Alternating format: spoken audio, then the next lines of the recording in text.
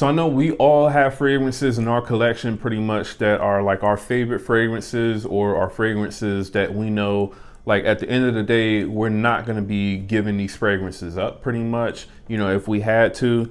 So that's pretty much what I have here today for you. This is going to be like a top 10 list of the fragrances that I have in my collection that I would kind of consider to be like my favorite fragrances pretty much. All right. So just to start the list off here, have a designer fragrance. This is going to be from Dolce & Gabbana, and this is Dolce & Gabbana's the One EDP. So this fragrance, obviously, you know, I would say probably about 6 or 7 years ago, this one was definitely a lot more popular than what it is now. This fragrance, though, in my opinion, it still gets the job done, you know, for what it is. It definitely is very affordable at this point. You can get this 100 ml bottle. I believe I paid like around $55 or $60 or so for this fragrance. So it's definitely not one that's going to break the bank. And at least this particular bottle on me so far, it does have pretty decent performance. So, I mean, this does last on me at least about 7 hours or so, which is, you know, pretty good considering what my previous bottle lasted. I feel like the first one that I bought of this, it was gone in like 4 hours tops pretty much. So this one does a whole lot better. And this is just basically, it's like a tobacco and amber type of fragrance. Definitely, you know, I would say designer quality, not niche or anything like that. So this is going to be a very sort of mass appealing, you know, date night type of fragrance, I would say, for the most part. But, you know, again, I really enjoy wearing this fragrance. And again, this is going to be the One EDP from Dolce & Gabbana. All right, so we've got another designer, and this one is going to actually be from the house of Chanel. So we have here Chanel Bleu De Chanel Eau de Parfum. All right. So Bleu De Chanel Eau de Parfum, like I've mentioned, you know, in previous videos, I do also have the Parfum version, but I really feel like this version of Bleu De Chanel is definitely my favorite. It's just something about the sort of mixture of the grapefruit, the incense, the woodiness that you get from this fragrance, the musk. This is just a really sort of fresh and clean, masculine, mass appealing type of scent. I really, really love the way that this smells. Obviously, you see here I have like a, you know, almost empty kind of partial bottle for this. I really, really need to quit playing and just go out and get like a full bottle of this. Probably even get like a 200 ml or something like that of this fragrance, because I really, really enjoy wearing this fragrance and just really enjoy the way that this smells. I would say this is probably going to be, you know, if you're talking about like blue fragrances, this one right here, Bleu De Chanel Eau de Parfum, is probably going to be my favorite out of all of them. So my favorite over Sauvage, over Dylan Blue, you know, pretty much any other sort of blue fragrance, you know, from a designer house, you know, that's come out in like the last 10 years or so. I would say this one is definitely going to be my favorite. So again, this one is going to be Bleu De Chanel Eau de Parfum. All right, so the next one is going to be from the house of Rasasi, and this is going to be Rasasi's Hawas Ice. So between the original Hawas and Hawas Ice, I mean, I would say these two fragrances have definitely been my most complimented fragrances that I've, you know, had in my collection, you know, for the several years that I've been buying fragrances. It's like almost every single time I wear either Hawas or Hawas Ice, I get a compliment from somebody. And I don't really get that from any other fragrance, I would say, in my collection. You know, definitely I would say some fragrances, they do still get complimented more than others. But I would say when it comes to the compliment factor that this scent profile gives you, the Hawas scent profile, like I said, almost every single time I wear either Hawas or Hawas Ice, doesn't matter which one, I get complimented by somebody, whether it's a man or a woman. So definitely, I would say if you're looking for something that is, you know, really sort of mass appealing, compliment getting, easy to wear, and it's strong enough really for you to wear all year round. Although I feel like this smells the best when it's really hot outside, then I would definitely recommend, you know, either picking up the original Hawas or this one. This one to me is a little bit better than the original Hawas, but I feel like the price for this one is still pretty inflated. Pretty much unless you can find this one on a site like fragrancebuy.ca, you're gonna be paying like around $100 or more for this fragrance. And I mean, for the Hawas scent profile, I guess technically you could say that it is worth that much, especially with the compliment factor that you get with the fragrance.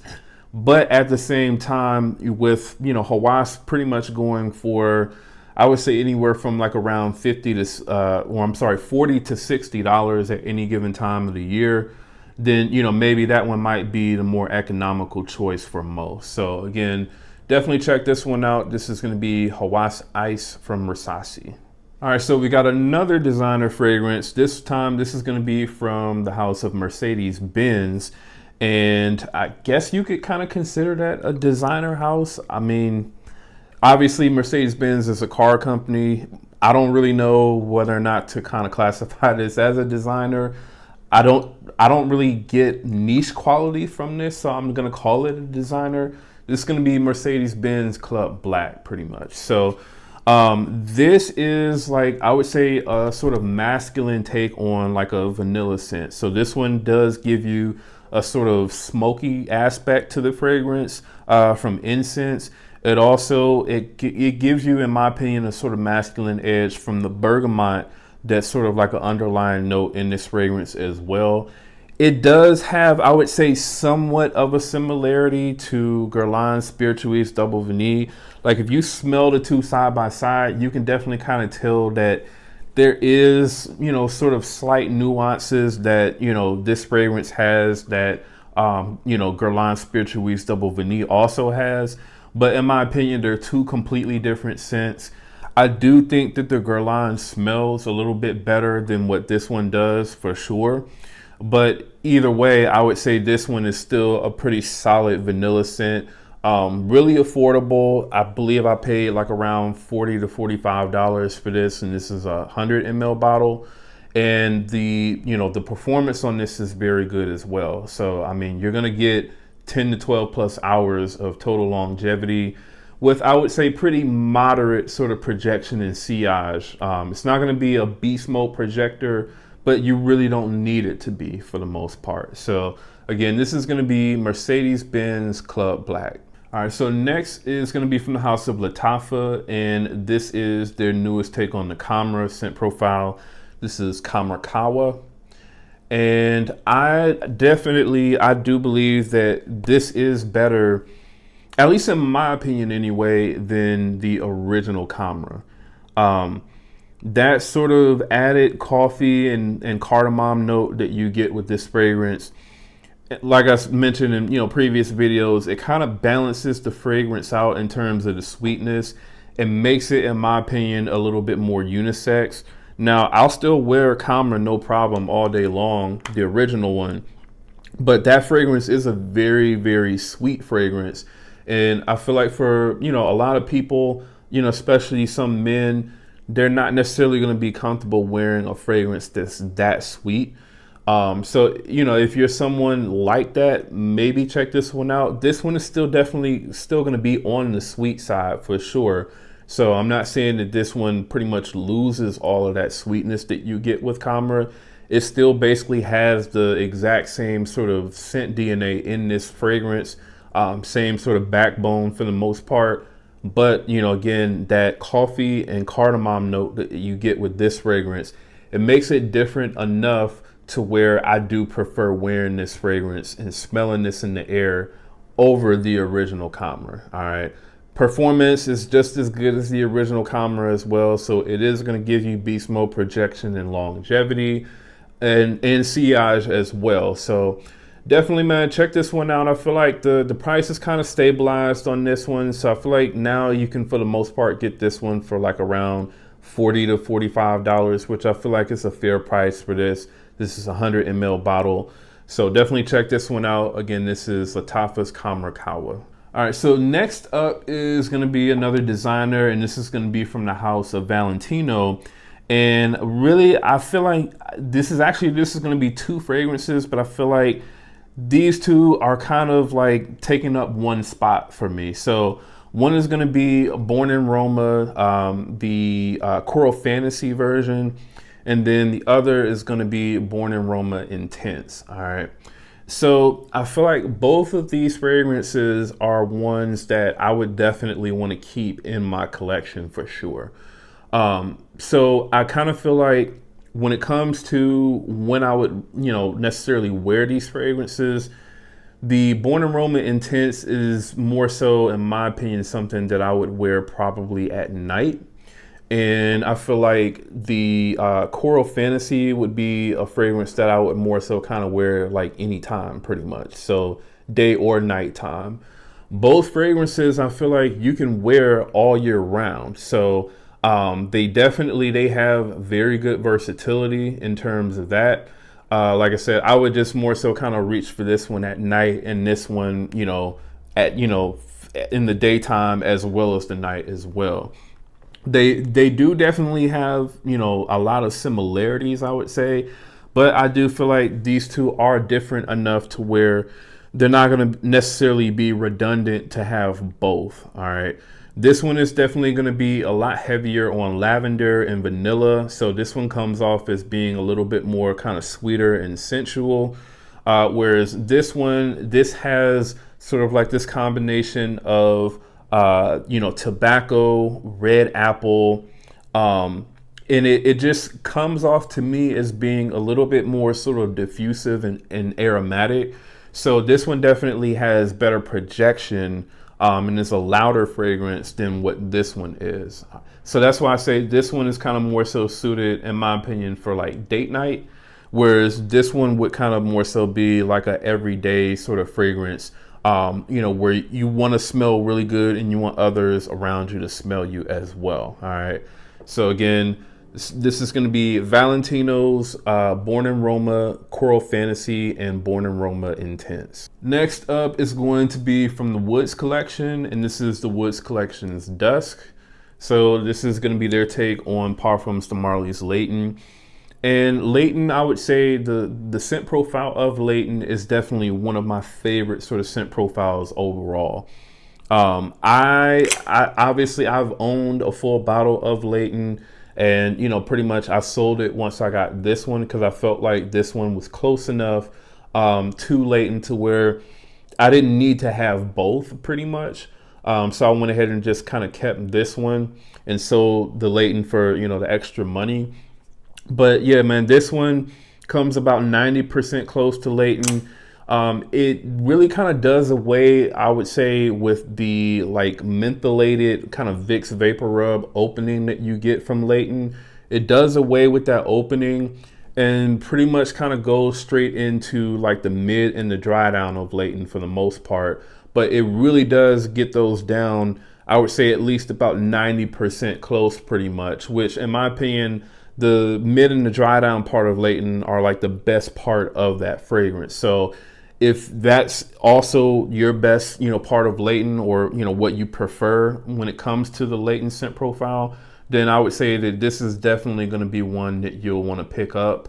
The performance on it is pretty good as well. It actually performed a little bit better than my original bottle of Layton. So that's another reason why I just decided to go ahead and keep this one. So again, this is going to be Dusk by the Woods collection. Next up is going to be from Fragrance World. This is going to be their take on Louis Vuitton's L'Immensité, and this is L'Infinite. All right, and this is a part of their Jacques Yves line. They've got a few other fragrances in that Jacques Yves line. They've got the Orage clone, which is Tempête.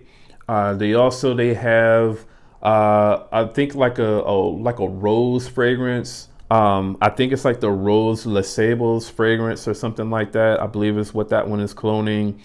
They've got the Ombre Nomad clone in this line as well. Now, this I would say has been the best one out of that Jacques Yves line that I've smelled. This pretty much, it comes, it's almost identical, I would say, pretty much to the original from Louis Vuitton. The other fragrances, and at least that I've smelled, the Orage Clone and the Ombre Nomad, are not as close. Definitely the Ombre Nomad, it smells nothing like the Ombre Nomad, the clone anyway from Fragrance World. That one, I believe, is the Soleil de Ombre. That one smells nothing like Ombre Nomad. Also, Tempeh, it does smell, I would say, maybe about 80% close or so to Orage, but it's missing that iris note that you get in Orage. That really kind of adds some character to the fragrance, whereas this one, you get Louis Vuitton L'Immensité from the opening spray, completely all throughout the entire fragrance. And I really, really love the way that this fragrance smells over the Jean Lo Immortal. All right. So if you're looking for the most accurate sort of, Louis Vuitton L'Immensité clone from a Middle Eastern house, then I would say this is absolutely going to be the one that you'll want to pick up. Again, this is L'Infinite from Fragrance World. All right, and then another one from Fragrance World. This is going to be their take on Mystery Tobacco from Carolina Herrera. This is Tobacco Myth. And this is, I would say, like, probably, this is going to be like my second favorite tobacco fragrance that I have. Obviously, my favorite one is the Naxos clone from Alexandria, the 1981X. I would say that one is definitely my favorite. But this is like a close second for sure. This definitely is a different type of, sort of tobacco fragrance than what the 1981X is. That one is definitely a lot sweeter, a lot more citrusy, and I would say a little bit more sort of aromatic than what this one is. This one is definitely going to be a lot more kind of like on the sort of earthy side. Definitely, I would say a lot more sort of mature smelling. But I really, really love how smooth the blend is on this, especially compared to the original. Now, obviously, the blend quality on this is not going to be as good as what the original is. The original, I would say if you have the money to, spend on the original and you like this scent profile, then definitely just buy the original, because the blend quality on that one is it's probably one of the smoothest fragrances that I've smelled in a while. But this really comes close, I would say. It really, really does. And it comes a lot closer and smells a lot more higher quality than what the Maison Alhambra exclusive Tabac does. So if you're looking for, I would say, the best sort of mystery tobacco clone, this one right here is going to be it for sure. Again, this is Tobacco Myth from Fragrance World. All right, and then the last fragrance on the list, this is going to be a clone of Louis Vuitton's Afternoon Swim. Like I mentioned before, this isn't the closest necessarily that I have in my collection, but I actually prefer the way that this smells over the original. This is going to be from Paris Corner, and this is Quatre, and this is a part of their North Stag collection.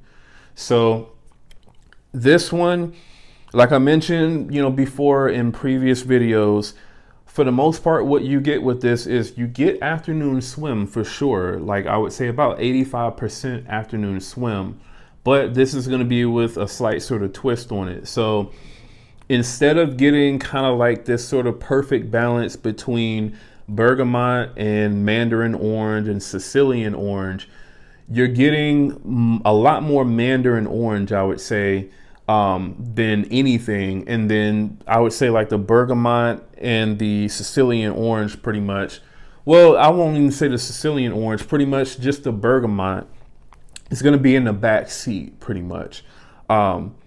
This also, I would say, has maybe slightly more ginger than, the other sort of clones that, are also cloning Louis Vuitton's Afternoon Swim.